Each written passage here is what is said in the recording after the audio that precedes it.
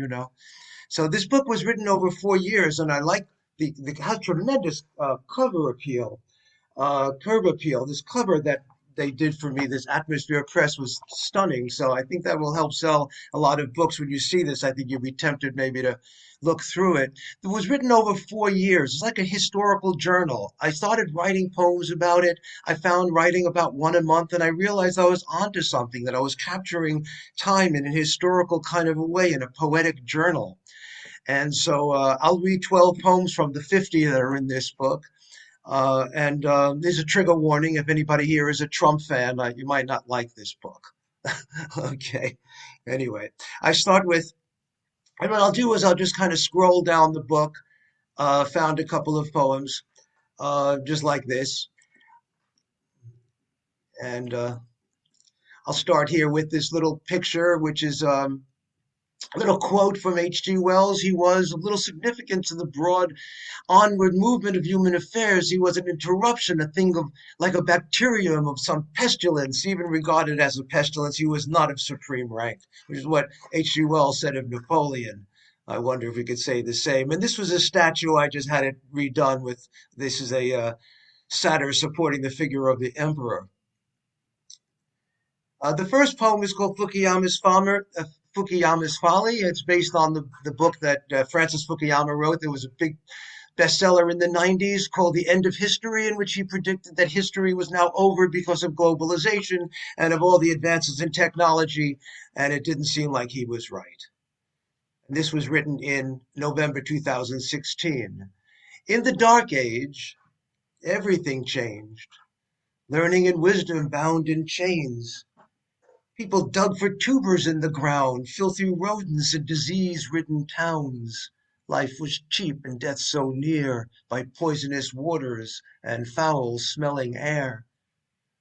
But we had progress, all is refreshed, such were the loud incantations said, that on this wounded planet, in our time, were visions of peace and the sublime. The renaissance of such technology to break the waves of hated history. But now all hope becomes rearranged as Trumpius Maximus takes the stage. Life is still cheap, death still near, we forge another centennial of fear.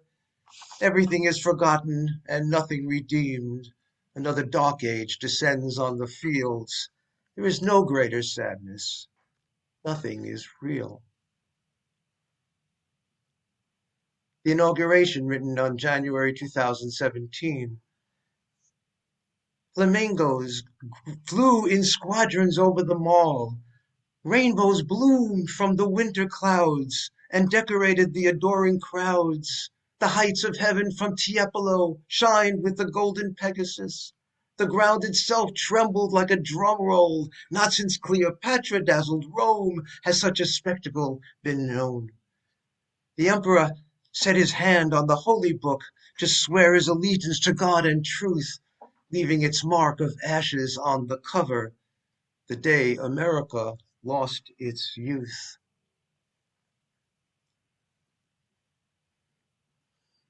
I'll move on to, you might remember this event of when Millennia wore that famous jacket. This month was in May 2018. I really don't care, do you? She has lost her shopping. Rooms of shoes to be worn once or twice. Bored of her sunglasses, she orders new bathrobes today. In desperation, the immigrants arrive, babies torn from the mother's breast, screaming in foreigners' arms. Oh, soft-spoken beauty, this is your Evita moment. Spread your magic fashion smile. Beloved queen, shed a tear on your Slavic cheek and wave your wand. All will adore you. She chooses a curious graffiti to wear on her coat for the photo op with the children, well behaved in their cages. It was a fashion statement, her handmaidens claim. The last cutie who made merry said let them eat cake. Seems she lost her head. But I don't really care, do you?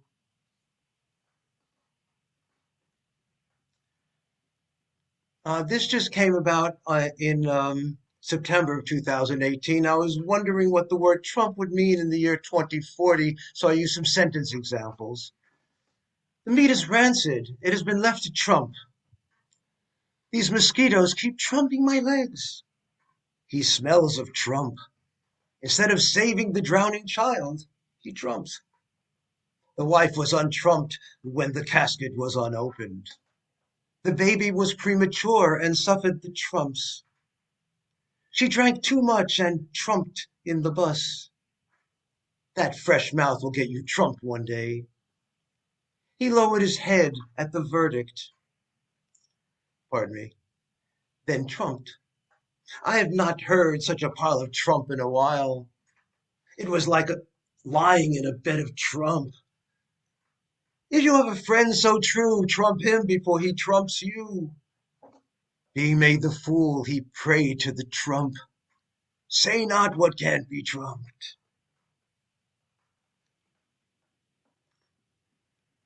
And then move on to part two, which is kind of the second year, with some quotes and things. And the first poem I was going to read was The Weekly Rally. The Weekly Rally, which was written in March of 2019.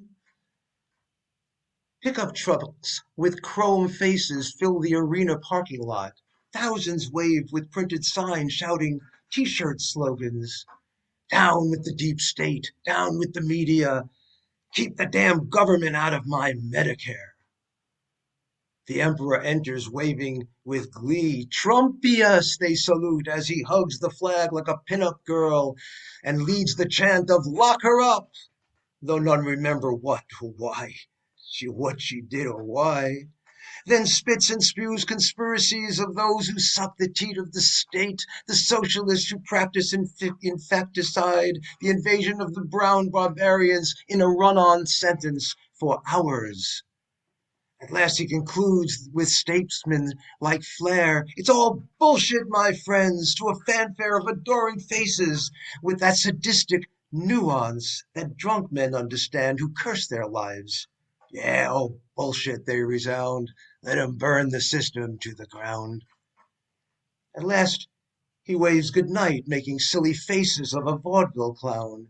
He points his middle finger at the camera, reminding all that his tales are true. Or should be. Grounds to impeach, May 9, 2019, written many months before the impeachment. My father taught me to tie a tie, as a gentleman will be defined like a lady by her hat or scarf. He was born poor to immigrant stock, but in his prime he'd buy these objets d'art from the best silk printers in Italy, with exquisite colors and design. In a crowd he sparkled like vintage wine. Most important is the placement, he'd insist. In the center of the belt, the tip must fall, so when you sit, the fabric doesn't twist, and standing it doesn't cover your balls. Retying the knot over and over for the perfect spot. Now Trumpius wears cheap-looking solids, way below the crotch. It's squalid. When he sits, it hangs like a frock, and when he stands, it wags like a monkey's cock. It's an embarrassment everywhere, to anyone with fashion flair. Forget the 10,000 lies, the affair so crude, that nagging voice from the ego platitude. Impeach a son of a bitch goodbye, who can't even learn to wear a tie.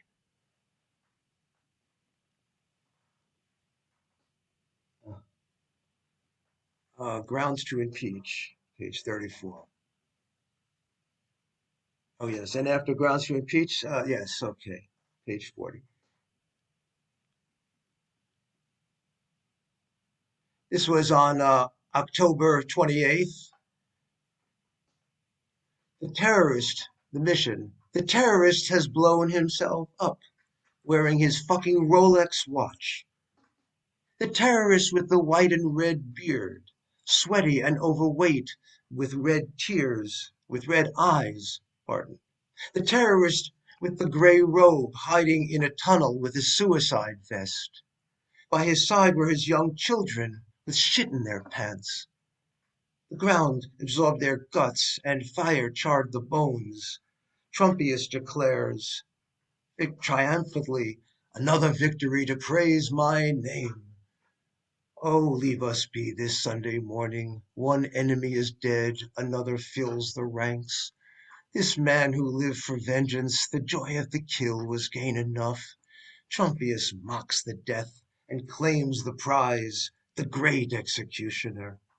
None was surprised. Oh, sorry. And then we move on to the next year, which was the year of COVID, with this particular etching of the plague in Rome, which I refer to, but I'm not going to read that poem. It's too long for today. But the first poem, which was written in March, was just that early part of COVID, when we really didn't know much of what was going on, and this was as much information as I kind of had. Panic, fever, Armageddon. The staff of fate puts a burden on our lives, plague upon the land. Marketplaces close, gatherings canceled, sporting events and travel end. Panic, fever, Armageddon. Trumpius says it will pass, time will conquer through. It's a mere distraction, a case of flu. Don't let hysterical scientists rule. Panic, fever, Armageddon. The elderly are most at risk. Perhaps their time has come, but not me, in perfect health, says the surgeon. More fake news from the fake news scum. Panic, fear, Armageddon. The streets of cities are silent and empty. All stare out the window, afraid to breathe. It was the Chinese, don't blame me. Panic, fear, fever, Armageddon. History repeats. The Spanish flu. 100 years ago, fear in our eyes, like we have never known. The mask of Red Death at the ball. Panic in a fever of Armageddon.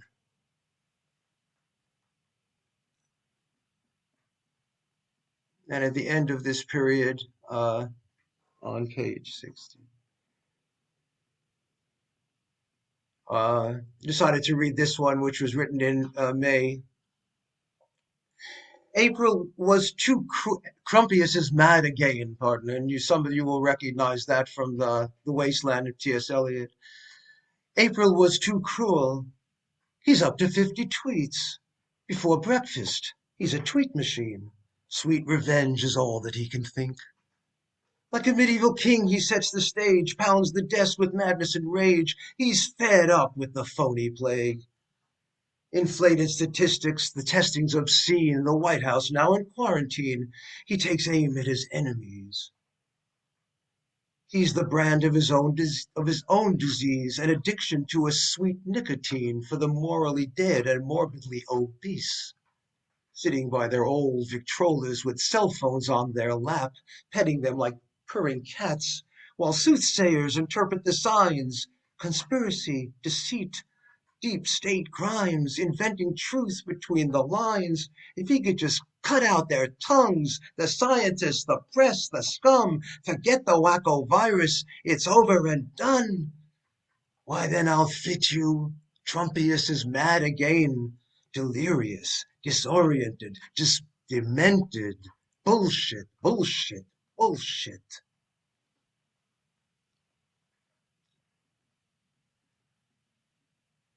This was part of a section about the pre-election, and I'll just read one fast one there. Uh, sorry. Yes, page 70. This will very likely not end well.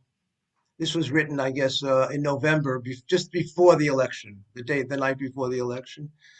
A third of the nation is in fantasy lands of aliens and zombie apocalypse. In farmlands, the fields are blooming with signs for Trumpius and Pence, vague threats and fingers are pointing. This will very likely not end well. How did foolery become buffoonery that somehow this is reality? How could one man carve up the state so carefully with contempt and hate? The bell in the steeple waits silently. This will very likely not end well. The play is filled with subplots of greed, mad scene of a Shakespearean tragedy, or the great white hope. The GOP no longer disguises their beliefs, courting votes from supremacy. This will very likely not end well. Every minute another soul departs as the COVID winter settles in. The arrogance is evangelical, but the hour of truth has pierced the ankle. The conspiracy theory says we're going to hell. This will very likely not end well. And then there was the election, and I'll just read one from there, which was uh, sorry. This was actually the actual hour I discovered the. We all knew that it was announced that Biden had won, and afterwards, if there's time, I'll play this actual piece for you through YouTube. It's called Saturday, 11:50 a.m. Eastern Standard Time. When I heard the shouts in the street, the cars honking and bells ringing, I said, "Let there be loud music in my life again." Beethoven, Mahler, Verdi, no, Boito, from the opera Mephistopheles, the finale. I found it on YouTube, watched several times over, blasting in my headphones like sticking my head inside a trumpet. So the sound went through me in electrical blasts and my body buzzed with jubilation. Sam Raimi, the baritone with orange hair. Oh, holy triumph of good over evil. Such rage and arrogance against the cherubim as the tenor hits the high note with the good book in his hand to curse and burn the lies. The kettle drums roll, the slide whistles chime, all the sounds, the thunder of deafening conclusion. The stage fills with roses from the balconies, and Trumpius is carried away like a demon squirming in the flames. And I too was released.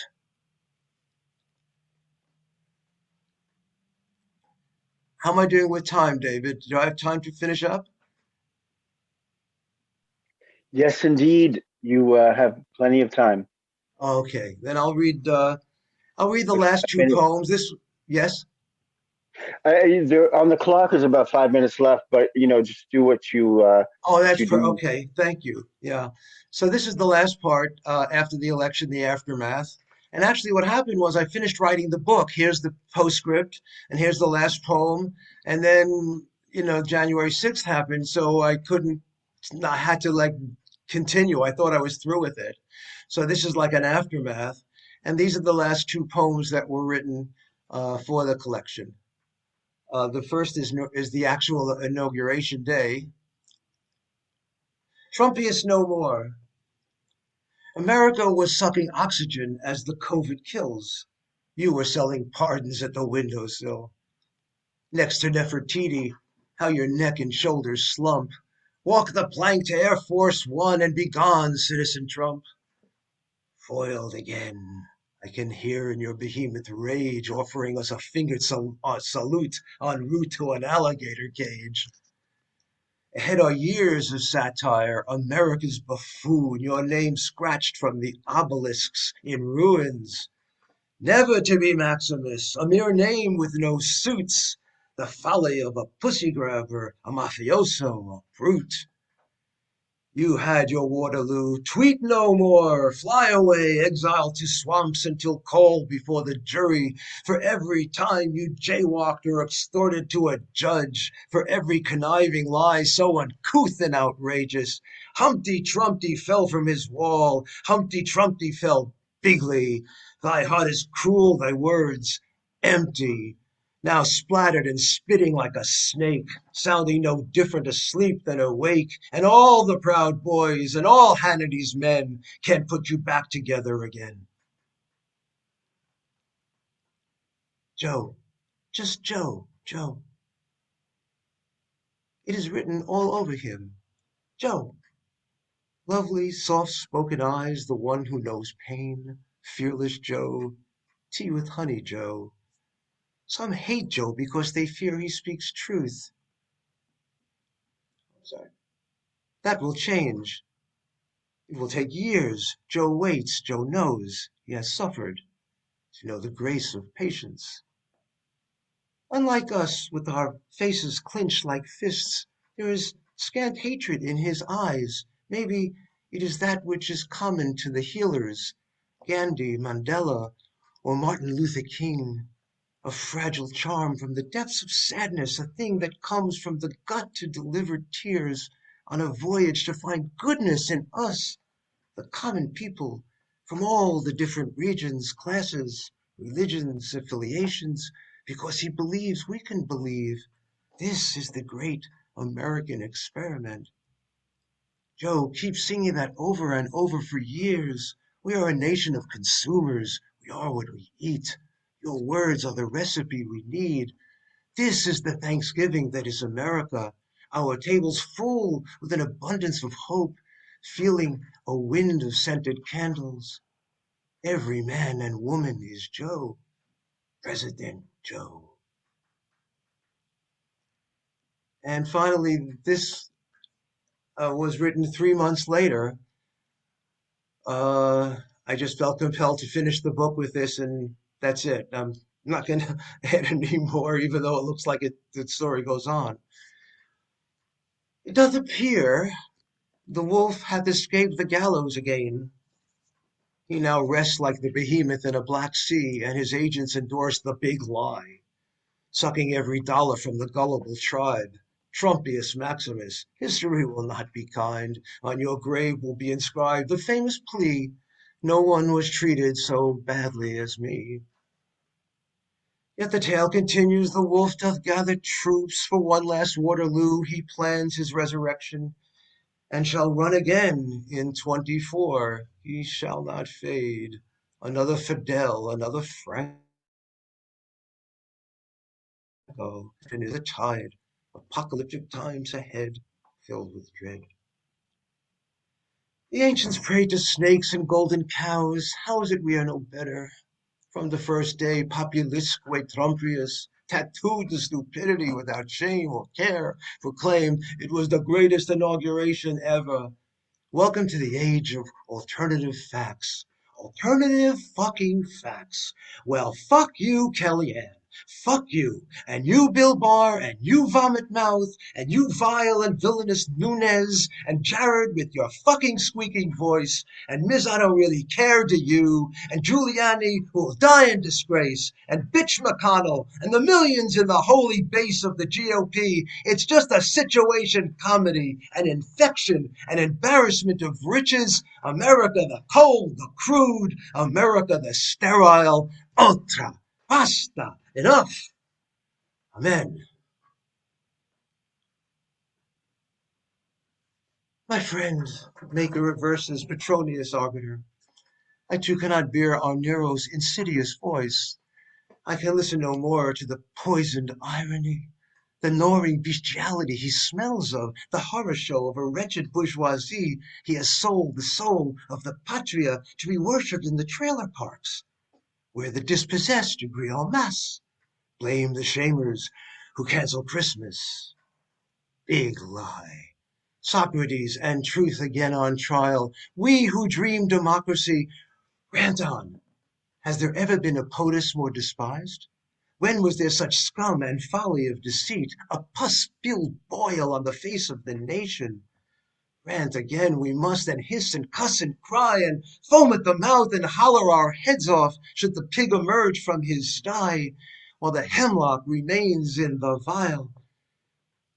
These are days of dim, they are days of dim. Big lie thrives in a carnival of fear. Nothing is forgiven, and nothing redeemed. A darkness descends on the American dream. There is no greater sadness. Nothing is real.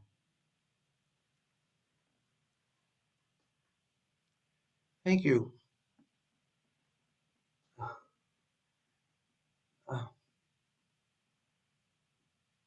and if you like, I can um I can play this. Let's see if this plays out for you.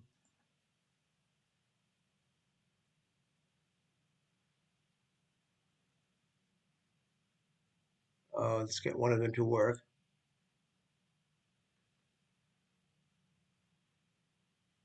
Yes.